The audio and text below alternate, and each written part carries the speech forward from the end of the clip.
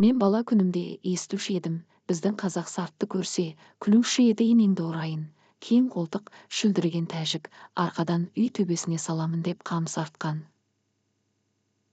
Одан қорыққан, көз көргенде әке өгіз шығып кетсе, қызым боқтасқан, сарт-сұрт деген осы деп. Ноғайды көрсе, оны да боқтап күлуші ед. Түйеден қорыққан ноғай, атқа мінсе, шаршап, жаяу жүрсе демін алады. Ноғай дегенше, ноғай десеңші, түкке ыңғайы келмейді. Солдат ноғай, қашқын ноғай, башалшық ноғай деп.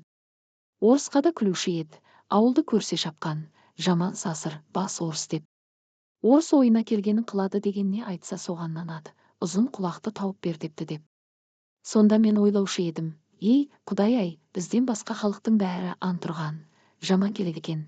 Ең тәуір халық біз екеміз деп, әлгі айтылмыш сөздерді бір үлкен қызық көріп, енді қарап тұрсам, сарттың екпеген егіні жоқ, шығармаған жемісі жоқ, саудагерінің жүрмеген жері жоқ, қылмаған шеберлігі жоқ.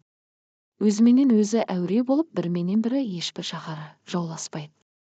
Орысқа қарамай тұрғанда қазақтың өлісінің ахиреттігін, тірісінің киімін сол жеткізіп тұрды.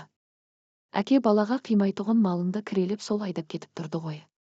Орысқа қараған соң да, орыстың өнерлерін бізден олар көп үйреніп кетті.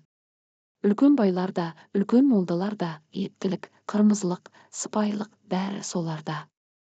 Ноғайға қарасам, солдаттыққа да шыдайды, кедейлікке де шыдайды, қазаға да шыдайды. Молда, медресе сақтап, дін күтуге де шыдайды.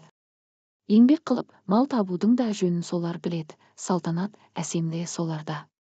Оның малдыларына құзғын тамағымыз үшін, біріміз жалшы, біріміз қош алушымыз. Біздің ең байымызда, сәнің шақшы аяғын білән пышыратырға қойған, идан түгіл, шық, сасық қазақ деп үйінен қуып шығарады. Оның бәрі бірін-бірі қуып қор болмай, шаруа қуып, өнер тауып, мал тауып, зор болғандық әсері. Орыс қайтар сөз де жоқ, біз құлы, күңі құрлы да жоқпыз. Бағанағы мақтан, бағанағы қуанған, күлген сөздеріміз қайда?